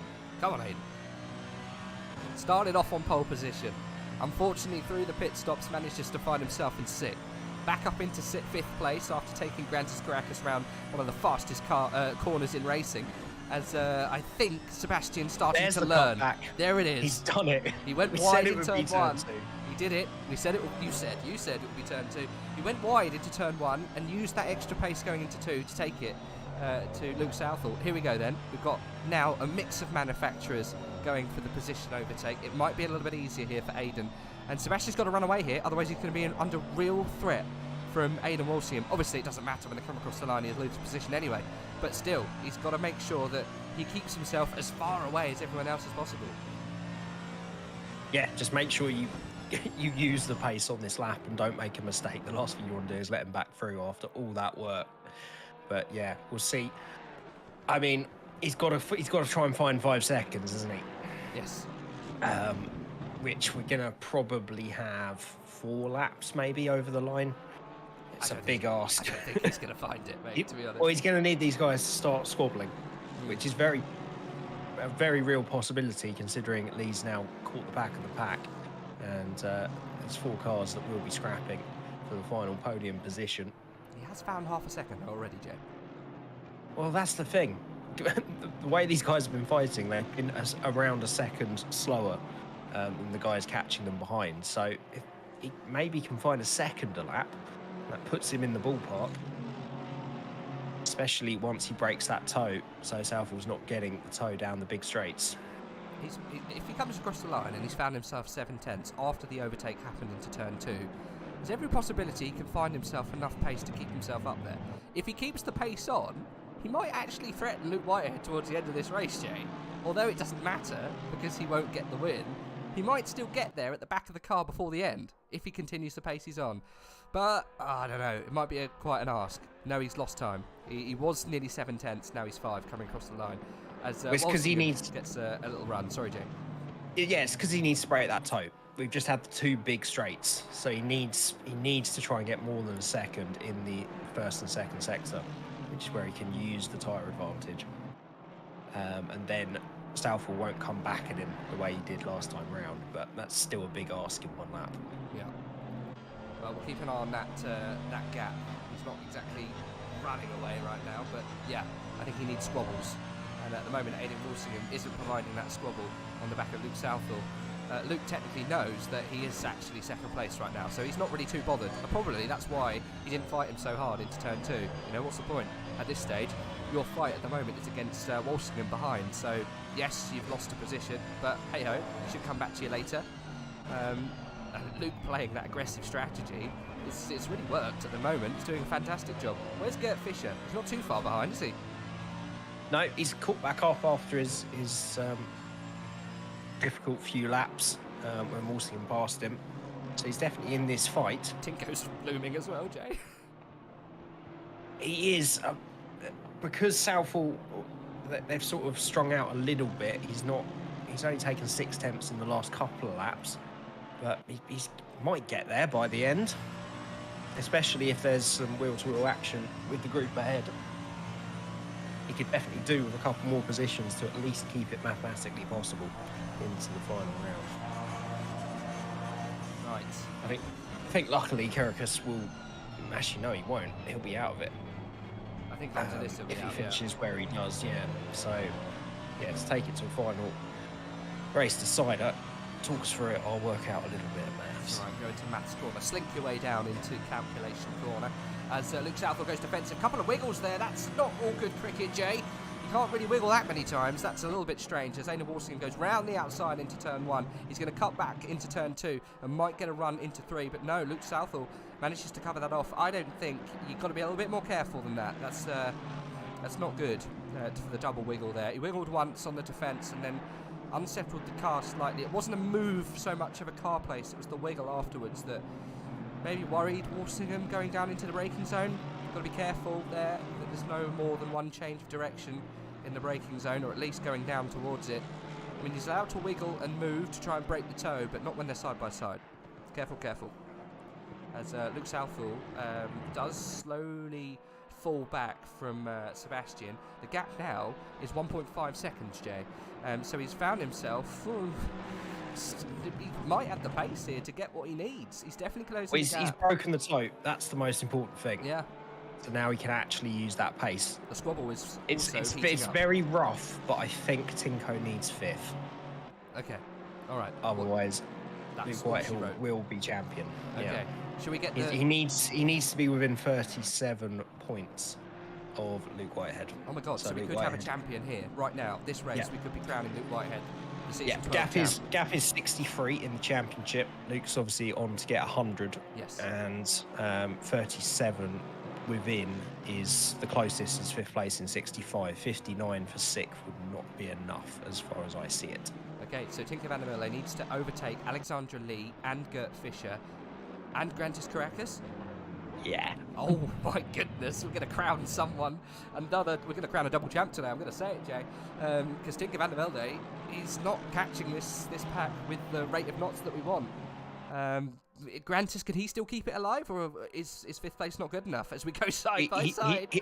He is. Walsingham's going to make a move down the outside. He's not giving him any room. He didn't want the He wiggle doesn't again, want Jay. to be on the outside. That's why. He wants to try and open up the corner so he can get some kind of line. Luke Southall doing a great job.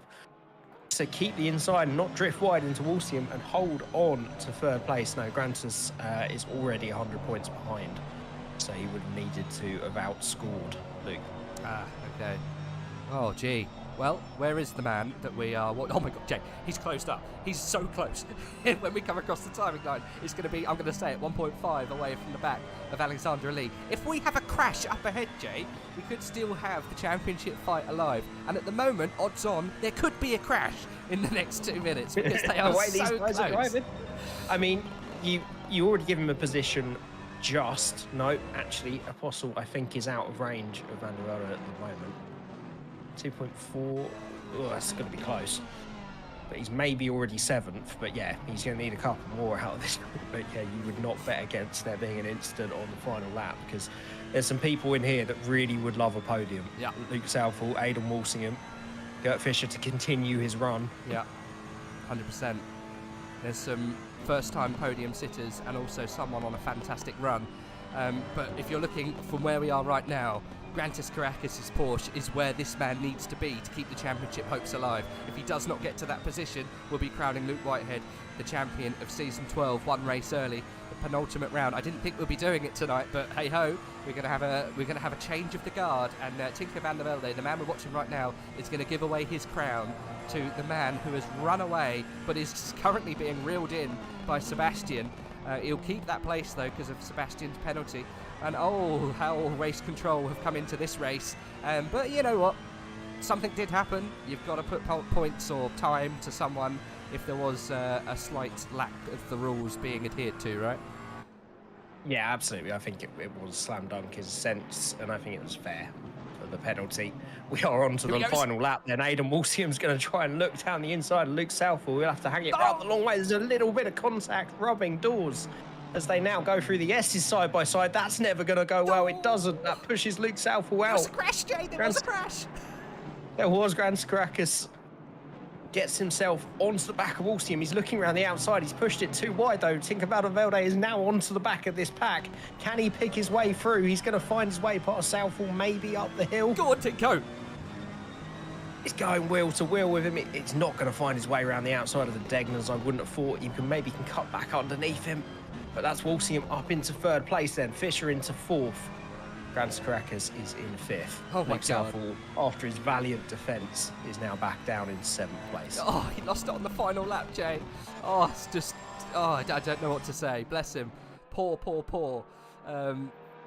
Luke Southall, I can't believe that he managed to hold on that long, and he's unfortunately fallen foul of that dramatic final corner of the... first corner of the final lap. And here we go. Tinker van der Velde is there. He can see it. He needs that pace just to open up for him. But I don't think he's got. No, he's got wide into the entrance to Spoon. That's it. That is it. Championship is over. Tinker van der Velde is not going to be able to do it now. He was wide on the entrance to Spoon, and these boys are fighting like packs of wolves here. Where is Luke's Whitehead champion coming through the final few corners? He's going to do it, Jay. I think we're going to crown him the Tier 1.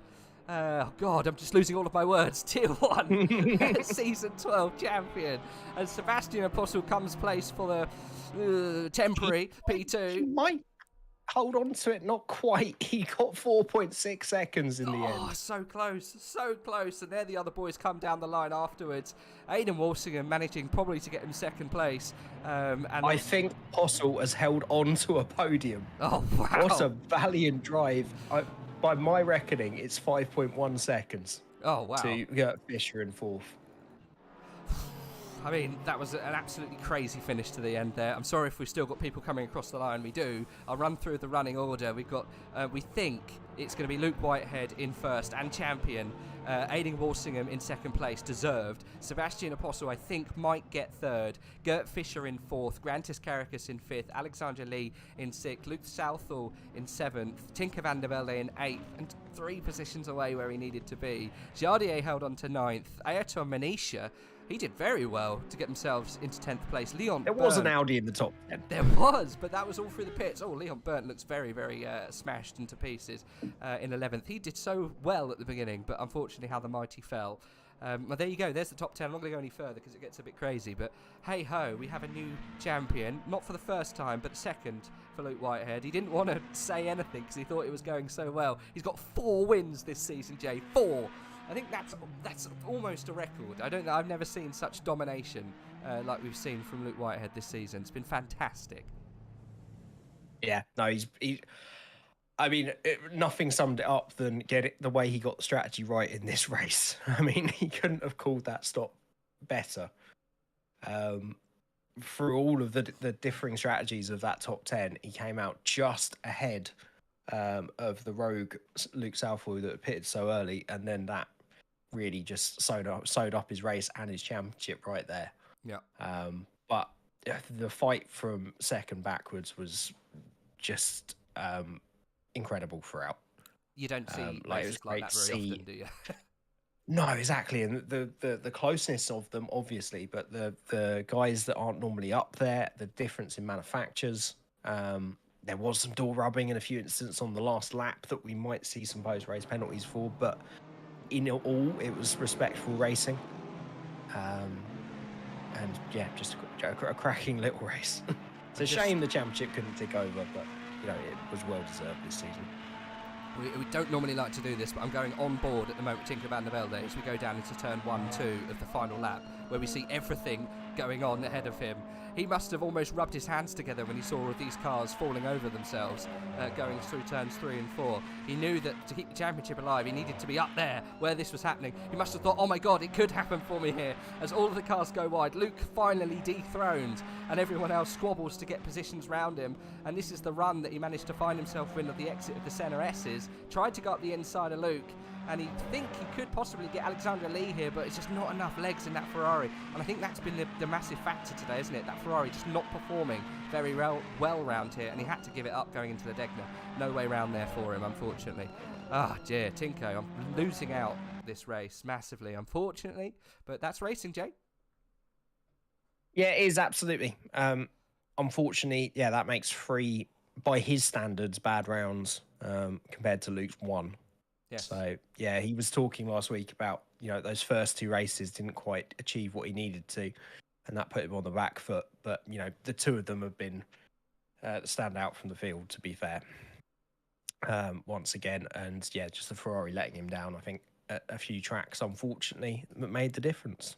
Well, we're going to do this like they do in the Formula 1, not like they do on the Discovery Channel. And we're going to get him third to first. We'll come to Luke at the end because I'm sure he wants to shout about how well he did today. But talking about how well someone did today, after the incident that he suffered and the penalty he was given, he managed to come away with third place. And it's the first time we've spoken to you, Seb. Welcome to the comms box and welcome to the podium in AOR. Hello, guys. Welcome, buddy. I mean, a crazy end to that race. Luke caused you so many problems. Did you think it was ever going to happen? I was actually very doubtful about me overtaking Luke. It was quite good pace from him. So I was expecting him to do a mistake, but I just had a really good exit and just could make the overtake slightly. It was very close, but it was a great battle with him. I mean, it was fantastic, the way that he managed to hold on to those tyres. But me and Jay were both saying in the comms box, you know, if Sebastian wants to get past, it's going to have to be turn 2. He's going to have to do something. That's where he's got the pace. Did you know that that was going to be the area that you needed to make the move? Oh, yeah, definitely. My exits from the chicane were very good, but I was just always very far away because 130R was quite difficult behind him. So I just needed him to get a poor exit and be very close to him and do the over and just overtake him. Yeah.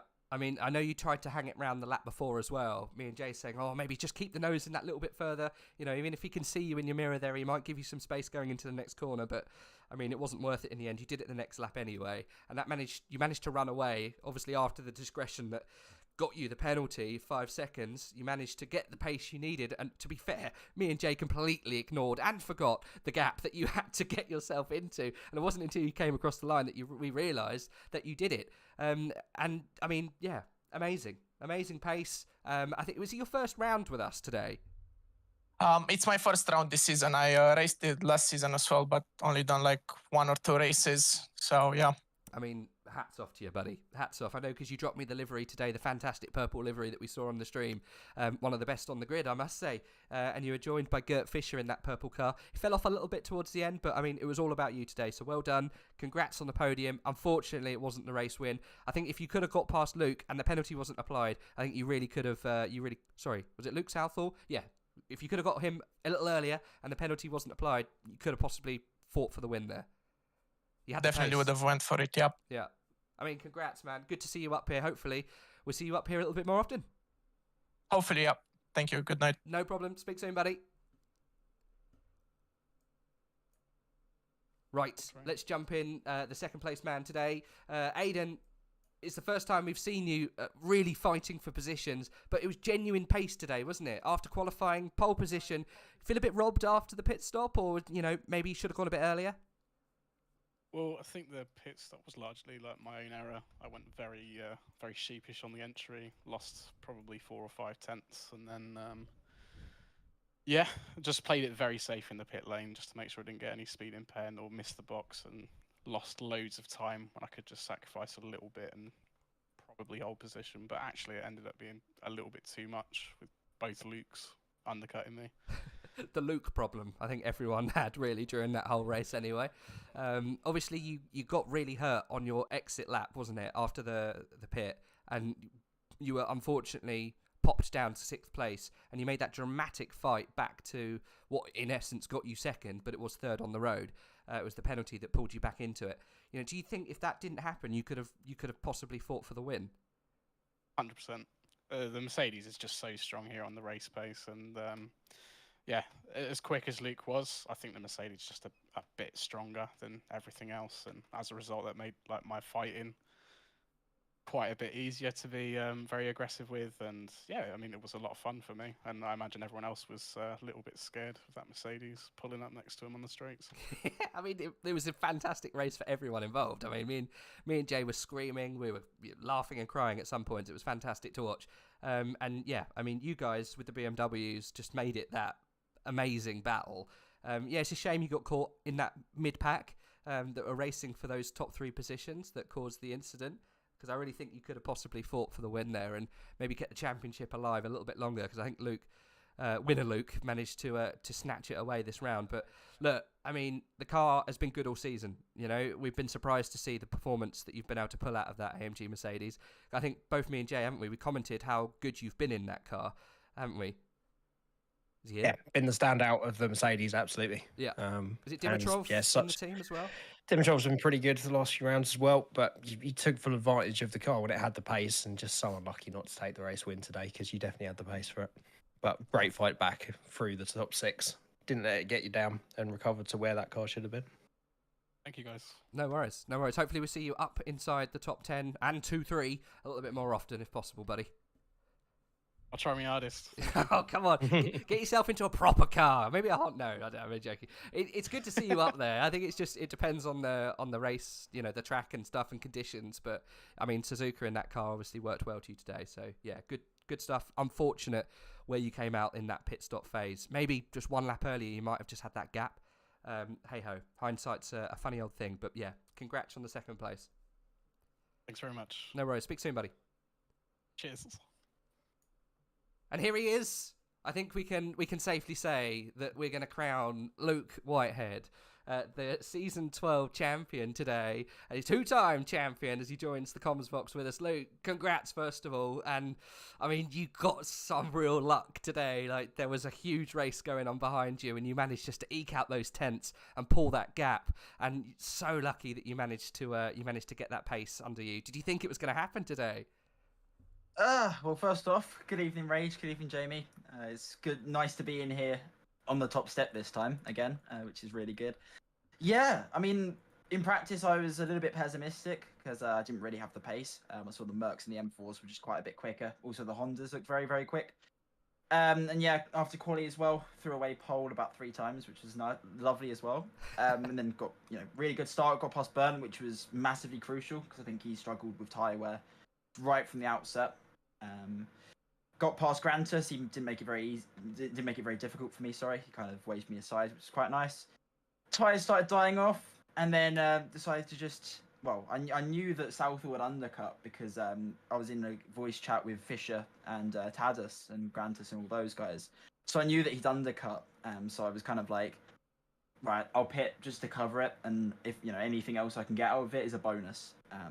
And it worked perfectly because I came just ahead of Southall and just ahead of Aiden, which yeah, I really didn't expect at all. I really didn't expect it, and yeah, got a little bit lucky for sure. Didn't really have the pace.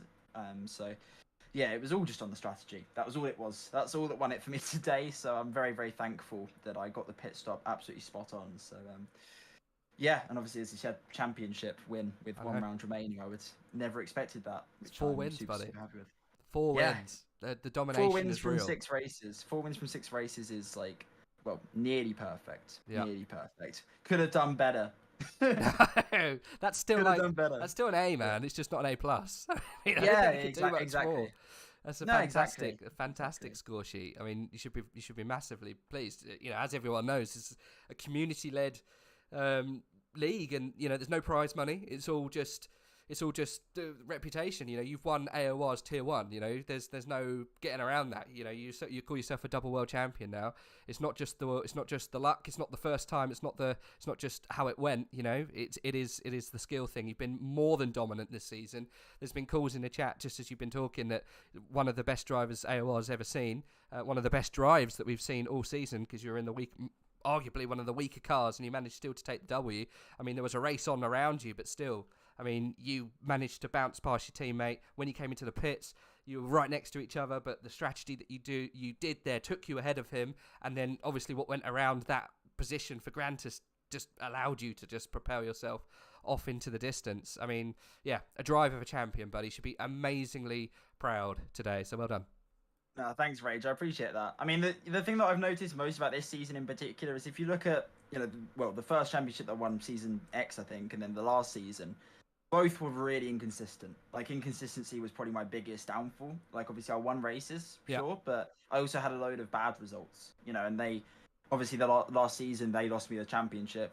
This season, I rectified that, and, I mean, the only sort of blip was Bathurst, and that was purely because of the car. And all the other tracks, Barcelona, I did the best I could with the car. And the other 3, obviously, you had the, arguably the quickest car in quali and maybe not the quickest car in the race, but we made it count and made all of the opportunities. And that's, exactly what I wanted to do after last season, obviously, to come so close. So, yeah, I really couldn't be happier with the outcome. And, yeah, I mean, the racing's been phenomenal this season. So thanks to everyone who's, been a part of it. It's been fantastic. No worries, bud. Well, before we let you go and end, obviously I'd always like to give you 5 minutes or a couple of minutes. Don't take 5. I know you got a nickname and a reputation of life story, Luke. Oh, come on, mate. Shout out your team, shout out your socials, shout out your bits and pieces. Where can they find you? Where are you racing next? What's the story for Luke moving forward? Yeah, well, first off, I'd like to say a massive thank you to RageF1 for giving me this opportunity to represent them. Obviously, it's a huge honour. Big team, big names, and obviously just to take over the mantle and win my first championship with the team is, well, it couldn't be a better start. It really couldn't. So a massive thank you to those guys. They've been amazingly supportive and really helped me over these past couple of months. Let's say a massive thank you as well to Grantus and Tadas as well for, well, Grantus obviously being my teammate, and he's been a great help obviously on setups, and we've worked together on setups and strategy and all of that lot. It's been a massive help, and he's, I think, P2 in the standings, if I'm right. He is. Might just be P3. He's close there. So, hopefully he can get P2 and bring home a 1-2 for RageF1. It'd be a fantastic team result. And a massive thank you as well to everyone tuning in, not just to the official stream, but to my stream as well, and everyone in my Discord as well. It's a massive honour to have, a decent following at all these races, and I'm speechless. I really am. There's so much that's just been helping me, and so much amazing things have been happening lately. Not just with AOR, but also outside of that as well. Just loads of big stuff in my life at the moment. So I'm really thankful for everyone. Really thankful for everyone. And yeah, thanks to AOR as well. You guys, you lovely, beautiful commentators for commentating as always. It's great to see you guys week in, week out doing the best job. So yeah, thanks everyone. No, all good, man. I mean, we've seen the rise of Luke Whitehead, you know, as he joined us a couple of seasons ago. You know, we saw, like you say, the inconsistency come and get polished into this absolute unit of a race driver. So yeah, well done, man. Deserves all of the good stuff happening outside of AOR as well. So yeah, thanks again. 2-time champ now, buddy. You're gonna have to make it 3. Got one more race to go this season, then it's on to the next. That's the plan. That's the plan, Rage. But yeah, thanks, guys. Love you all. Take care. Thanks for dropping in. See you soon. Next one. Bye. Woof. There we go. There was rounding up the top 3. Had to gush a little bit for Luke, seeing as he is the champion. I'm sure he won't mind. Jay, anything to end on today after that absolutely chaotic race before we go again next week? No, just need to lie down. Yeah, and yeah, we should. You know, as you pointed out there should be a good battle for P2 in the championship to keep an eye on next week as well between Grantis Kirkus and Tinko van der Velde. Those guys highly competitive, and I'm sure they'll want to finish runner-up this season. But no, just such brilliant racing between the top 6, and hopefully we can see similar things for the final round at the Nürburgring. Yeah. I hope so. I mean, if that wasn't enough crazy shenanigans for you, you can tune in tomorrow for Tier 2 because it is still ridiculously close and it's changed around again. We've got Jeffrey Miguel Renault Ritchie currently leading the championship. I think he got a 2nd place last time out. We've got Alejandro Alves. I'm sorry if I got your name wrong. He's in P2 with 280 points, only 7 behind Jeffrey. Jay Fang is just behind that with 272 points. Jay Fang's been a long time AOR contributor. We got Barnabas Fazkas just behind him with 262 points, and Simone Seminera, I think, just behind him with 254. I mean, it goes down from there. Josh Waring with 247. All of these boys could win the championship. It's completely open.